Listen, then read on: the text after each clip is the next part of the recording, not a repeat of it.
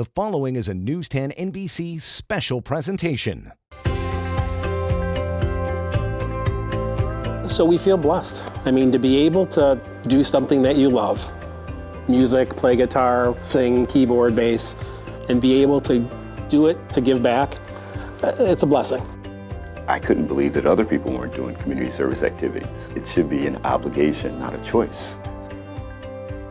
For her to stand up and say, like, it wasn't acceptable and she wanted to change it and do something was inspiring. Breakthroughs come when you have a young person see themselves in something and then they go and strive after that with everything they have. If you get involved and you feel useful, you will, in fact, be happier, healthier, live longer. Tonight, News 10 NBC and ESL Federal Credit Union are proud to introduce you to 5 individuals who selflessly give of their time to others to make our community a better place to live. Presenting the ESL Jefferson Awards for Public Service, Multiplying Good. Hello, I'm Nikki Rudd. Tonight we have the honor to introduce you to a group of extraordinary people who all have something in common. They are proof that one person can make a difference. They are not just dreamers, but doers. Celebrating its 50th anniversary nationally, the Jefferson Awards are our country's longest standing and most prestigious celebration of public service. Its founding vision to tell the very best stories of the very best Americans, those who make an impact in the lives of others, which in turn multiplies good all across the community. Once again, ESL Federal Credit Union and News 10 NBC are proud to partner in recognizing individuals who've gone above and beyond right here at home. They are the 2022 ESL Jefferson Award winners for public service. Hi, I'm Fahim Masood, President and CEO of ESL Federal Credit Union. I'd like to take a moment to wish a big congratulations to all of the ESL Jefferson Award recipients. These 5 honorees are certainly deserving of this recognition, as their work is inspiring and impactful in lifting up our community. Their exemplary, selfless work represents the best of our community and signifies Greater Rochester's most valuable resource, our people. We are a giving and resilient community. We are a community that understands the impact one person can make and the collective benefit when we work together. On behalf of ESL, thank you to all of you who volunteer and make a difference. Congratulations to all the ESL Jefferson Award honorees for your achievements, and thank you all for joining us for this special broadcast. I'm Dick Reingold, Vice President and General Manager of News 10 NBC. Thank you for joining us for this year's Salute to Unsung Heroes, who contribute so much to our community. We're inspired every year by their stories, and we are grateful to ESL for our partnership of more than 20 years in putting a spotlight on these heroes. We don't just build robots, we build people. That's what tonight's first ESL Jefferson Award winner will tell you about his work as a mentor on a robotics team at Wilson Magnet High School. He's been volunteering with the team for nearly 2 decades, and in that time, he's motivated hundreds of students to find their voice, their passion, and even inspired careers. Emily Putnam introduces you to computer engineer, robotics coach, and inspirational youth mentor, Daytwan Dixon. Daytwan is one of the most heartfelt, caring people I've ever met. When he's not working as a systems engineer at Xerox, Daytwan Dixon pours his heart, his time, and his computer expertise into the XCATS robotics team at his alma mater, Wilson Magnet High School. But one of my favorite sayings is, it takes a village to raise a child. And for some reason, whatever that reason is, I'm very passionate about helping kids. Every year, before the team starts to build their robot for competition, Daytwan puts the focus on helping the community first. So we go to Food Link to volunteer there. We've gone to a place called Toys for Tots. They're fantastic. For over 19 years, Daytwan has volunteered with the XCATS to give students the space and the confidence to find their voice, their passion, and a community.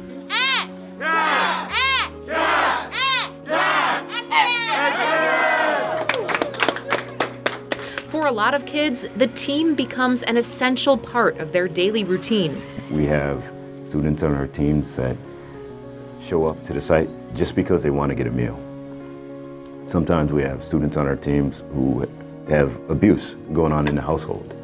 And when I say they have a safe place to come to and just get things off their mind when they're on a robotics team, they truly do.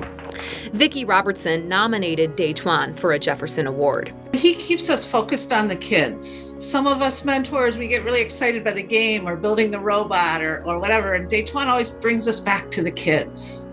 And that's why we're there. Daytwan's impact on the kids is profound. Some have even gone on to pursue careers in STEM fields. The impact of Daytwan on my life is kind of immeasurable. Aiden just immersed himself into programming, and he absolutely loves it. So he got a full ride to U of R. Now he's in California with this job that is absolutely amazing. In terms of giving of his own time, Daytwan reigns supreme. I mean, he really just dedicates so much time, so much energy to this team, to our mission. It should be an obligation, not a choice. So that's one of the things that I've always believed in, something that my mother and my grandmother, they instilled in me. So I continue to try to give back. As coronavirus shut down businesses and left many struggling to keep going, some services also suffered from the economic fallout. And that's where our next award recipient stepped in. She was months away from ending her long career in activism and retiring. But the needs suddenly became so great and so urgent, she went back to work and started a brand new nonprofit from the ground up. Charles Molyneux introduces you to Ann Tischer. At 67, I thought, well, it's time for me to retire and go traveling. 2 years ago, longtime activist and advocate Ann Tischer was ready to kick back, retire. The travel trailer is in the driveway now. Instead, almost overnight, she ended up pulling together a brand new nonprofit resource, Rainbow Seniors Rock, with a special mission. Help a broad array of LGBT people live their best lives as they age. Our motto is live vibrantly at every age. When COVID devastated the funding for Rochester's Out Alliance, shutting down its work for seniors, Ann says the need for those resources didn't go away and instead became more acute. The bulk of LGBT seniors, 70%, are single. We're much less likely to have children and far more likely to live alone, lack the support that you would get from family, extended family, and churches. Now, Rainbow Seniors offers a network of connections and events, like a regular lunch and yoga classes, as well as outreach to seniors and for them. You need social supports, you need socialization, you need advocacy.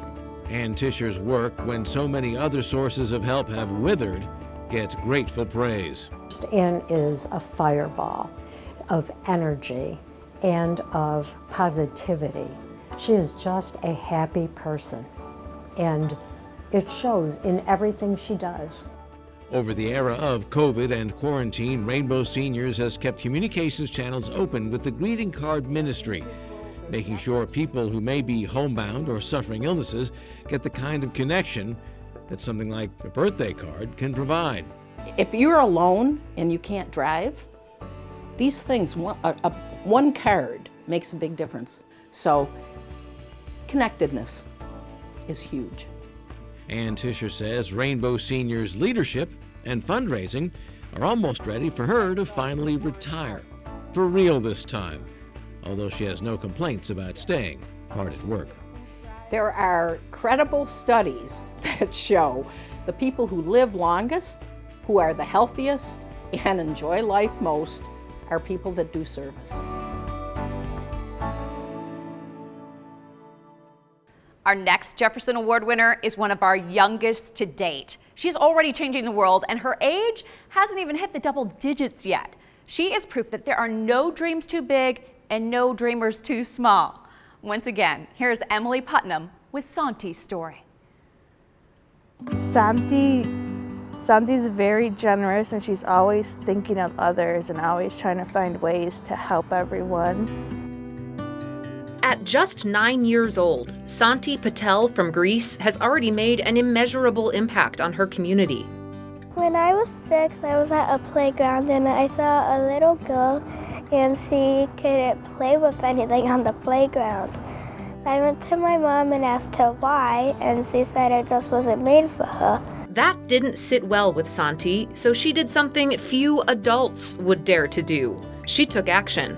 Because as adults, we see it, but we don't really question it. It's just kind of like, unfortunately, there's not much that we can do. But for her to stand up and say, like, it wasn't acceptable and she wanted to change it and do something was kind of inspiring.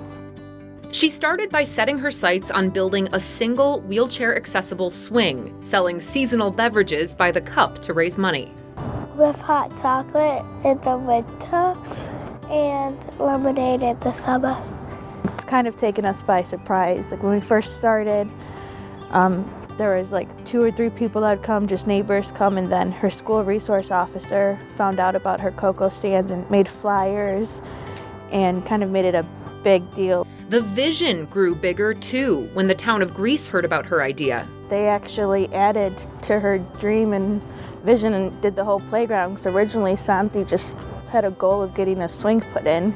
Her reach goes beyond Rochester. She's making waves nationally, even making an appearance on The Kelly Clarkson Show. That's so kind, because you saw someone that couldn't enjoy the swing how it was, and you wanted to be wheelchair accessible, right? Yeah. Yeah. On top of selling hot cocoa, Santi collected bags and bags of bottles and cans. With support from generous donors, soon her dream of building an inclusive playground became a reality. Look, you're going so fast. So many playgrounds have wood chips or, difficult to navigate environments. So to be able to bring him here and let him play with other kids like any other child would is just amazing. Santi is having a political influence as well. Assemblymember Josh Jensen has introduced a bill that would require all New York State parks to have accessible playground equipment. He's also working to establish the Everyone Can Play grant program for towns. So they'll be able to apply for the grant up to $100,000, and then they can get handicap accessible equipment put in. And that's all because of Santi? Yes. All because of Santi's vision. A big reason why she wanted to do this? I love it when the wind just blows my hair back and not forward. And that happens on a swing when it just blows your hair back. And I wanted every kid to feel that because it feels so nice. This is just the beginning for Santi. She hopes to one day have a career designing playgrounds. I hope to have more wheelchair accessible playgrounds all over the world. It fills my heart with joy to see how one little change can make a kid smile. And I just love seeing every kid smile. Our next recipient loves the sport of lacrosse. He's also watching and helping it turn into a way to lift other young people into opportunities they might never have dreamed of. Charles Molyneux introduces you to London Booker, who's inviting more kids to pick up a stick. And there are 6 kids in an abandoned lot with a goal, fully padded, playing lacrosse. There's a goalie in the net. Today, he's on the sidelines for game after game coaching with Rocky 6 and with Rochester schools. But London Booker says he only realized something had really changed in Rochester in 2015 when he drove by an abandoned lot on Portland Avenue. I hit the brakes, throw in reverse, and I'm like screaming at them, "Hey, what are you guys doing?" They're like, "Yeah, we play lacrosse at Soda," and they got the black and gray helmets. I'm like, holy smokes. Lacrosse all over RCSD was the realization of a dream he'd had since high school. In 2006, when he was in 7th grade, he first started playing with what was then the brand new Rocky 6 lacrosse program, and he got hooked. And once he got into Rocky 6 and learned that game and learned how to do it, it was lacrosse, it was no other sport. But when I picked up the stick after that summer, I never put it back down again. Trouble was, there was no lacrosse at his Rochester school. So London eked out some play with the younger kids in East Irondequoit youth and finally talked about lacrosse with his mom. I would say for the most part, I never really stuck to anything, but like this was the one thing that she was like, you really love this, don't you? And so she said, we can move. London played 3 years at Gates Chili High School, which led to 4 years of lacrosse at Division II Roberts Wesleyan College. Then London came home, where he is now the varsity head coach at East United Eastridge. It was quite powerful because when I was in 8th grade, I had a Spanish teacher. He said, you know, like one thing I always noticed about you is that you were passionate about lacrosse. And I'm sorry that the city doesn't have it, but I think that one day, you know, that'll change. But all this time, his involvement continued at Rock E6, where he now coaches, but also mentors, bringing young players out to this third sport, not football or basketball, but a different way to let kids achieve their potential. I mean, we're really grassroots, like throw on a jersey and go. Like there were years where we got 6 kids lining up in denim and khakis, but they showed up to practice and they were ready to go. I mean, he's taken those kids in, he's counseled them, you know, the kids who may be a little bit more underprivileged. Some of these kids stand out. One of London's players, Jameer Warfield, would have graduated from East High, but he was such a standout, he was recruited by a prep school, and he now plays at SUNY Albany. Krishawn Hunter, he's headed for the University of Pennsylvania, but London says he sees success stories all around him. And I remember all those young men. They're all like, we got firefighters, we got some of those young men are in the service right now. London says he's thrilled to see lacrosse catching on because it brings in other young Rochester athletes who may not have had that kind of sports connection before, especially to a sport like lacrosse. And that victory on the field can really be a victory in a young person's life. The breakthroughs come when you have a young person see themselves in something and then they take hold of that and then they go in and strive after that with everything they have. And so we've seen that in a number of different ways, and I would say a large group of the young men that I've been doing life with right now are like starting to manifest that. What started out as a handful of guys doing what they love for charity has turned into something so much bigger. Dogs for a Cause is Rochester's premier rock and roll fundraising band. The lives and causes they've touched in our community just keeps growing. Tonight, I'm honored to introduce you to Steve Ball and the Dogs. 4 rock and rollers jamming out on stage, all for charity. I wouldn't say we play for free. I think that what we get may not hit the cash register, but the satisfaction of what we're doing is amazing. It all goes back to 2014 when Steve Ball started a band with his buddies at work at Wegmans. They had a Sing with the Band fundraiser to benefit the United Way, and it just grew from there. What we did was so unique that it was kind of like, what's the catch here? Like, you're going to set this up for us, you're going to find a place to play, you're going to play the event, and you're going to hand us a check. What's the catch? But there is no catch. Dogs for a Cause is a fundraising band. They're nuts, first and foremost, but they're some very generous dudes.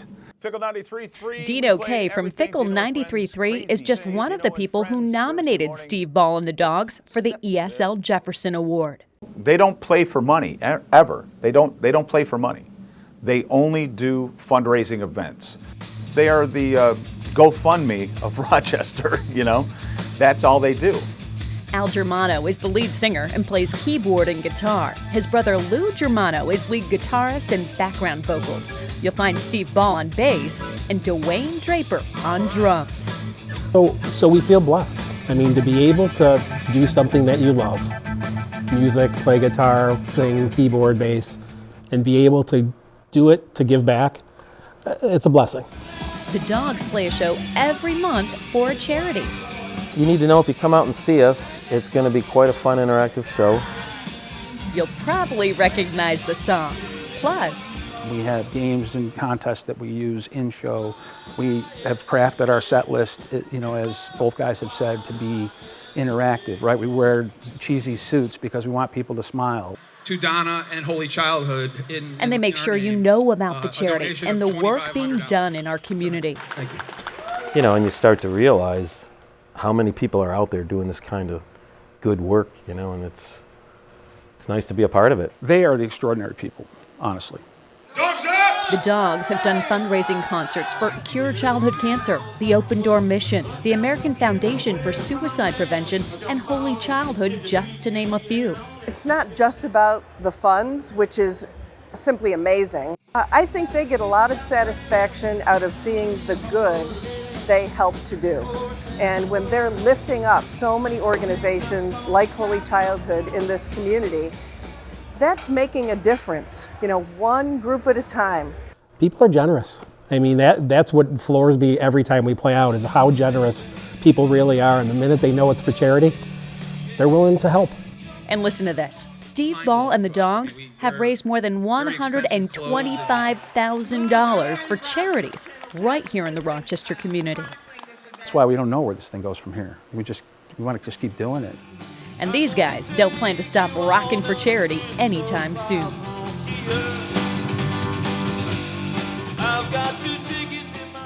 Recently, we were able to celebrate with our winners as they gathered together to receive their awards and greet each other in person.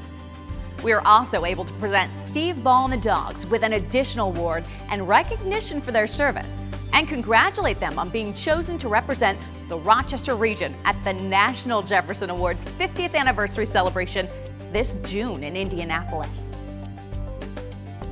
If you are interested in any information on the organizations profiled tonight, we will have links to all of them on our website, whec.com.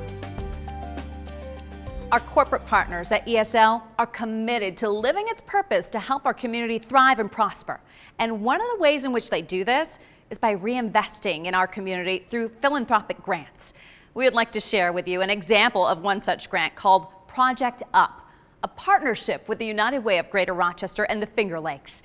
Here's ESL Community Impact Relationship Manager, Berta Rivera.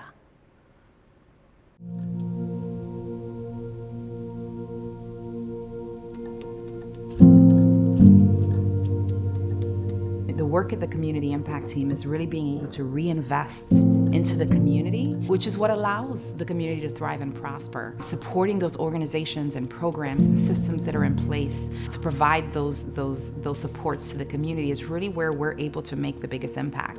One of the ways that we have structured how we give is by identifying some focus areas. What are the ways that we can make the most impact? So we have a focus area that has expanding individual opportunity, which is basically like cradle to career. So programs and services that serve people who, from the point of home visits during pregnancy all the way to scholarships and education. And then building strong neighborhoods. How are we investing in the community to create kind of affordable housing, safe and secure neighborhoods that are thriving? So we focus on housing units, different communities, and investing in those. And then ultimately, one of the biggest ways that we're able to support this community is supporting those organizations that are doing the work. So really strengthening the organizations and the systems that are in place, and providing dollars for capacity building. So, if they need new technology, if they need new software, if they need more staff to meet the need, we're able to provide funding to do that. And then the last way that we can kind of bring all that together is really by lifting up stories is another area for us. So identifying, helping to change the narrative and the mindset and share all the good things going on. So identifying how we're giving and the impact that that's making. As an employee of ESL, we all have a role to play to move the community forward, and working with them, identifying what their needs are and connecting them to resources, and having the opportunity to kind of advocate for them to get grants. And so being able to award those grants and let them know about them, that's the best part of the job. Project Uplift, it was a special grant that was given to one of our partner agencies to be able to release funds into the community to those that are in need. So there are over 5,000 families who've been able to get direct cash grant support who are dealing with some crisis or emergency situation. It's really meant to kind of raise the tide and uplift the community.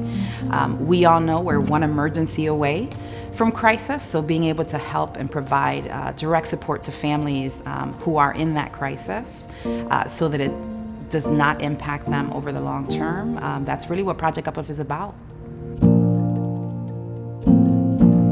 We had to do a lot of medical testing to figure out that my uterus had some fibroids in it, and that was very expensive.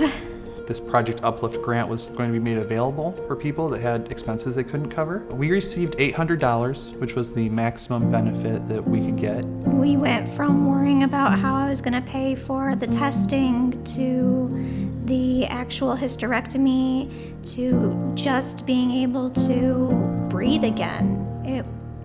It was super life-saving, really. This huge debt that we had unexpectedly and at a time when we really couldn't afford to do much about it was just taken off our plate. It's like a weight has been lifted off of our shoulders thanks to this grant. We had just moved into a new apartment when all of a sudden I kind of noticed a light out the window and I realized it was a fire, and we were displaced for about a month and a half. The building had to be closed and condemned. Project Uplift gave us a chance to start over again and to rebuild what was taken from us. We received gift cards with funds on it after the fire to help with the things that we needed. It helped me get back and forth to work so I could save some money to still provide, to basically keeping us on our feet until we could find a place to where we could go as a permanent home. You don't have to justify where your need is, and sometimes, although there are programs out there, they are very restrictive in who can actually access those funds. So Project Uplift really kind of opened the door wide open for those that need the help just to get it, and to eliminate the barriers for people to get the help that they need and not have to jump through hoops to get it.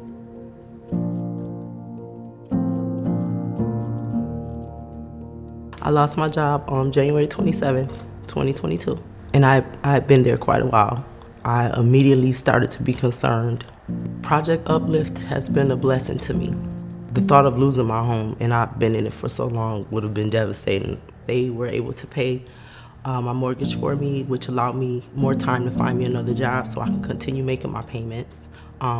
Gave me peace of mind to know that I still had a place to rest my head as well as for my family. Also, just gave me a incentive to know that there are people out there that help you. You're not alone. You know, even the best of us. Everybody has a downtime sometimes, but it's good that Project Uplift is out there for people like me, because I didn't think that nobody would be out there to help me. And I'm just, like I said, I'm over the moon about it. I couldn't be more appreciative ever. ESL is part of this community. We are a local federal credit union, and so what we do here and how we invest here locally has a direct impact on not only our members, but the greater Rochester community as a whole. So for us, it's our responsibility to give back to the community that's given to us.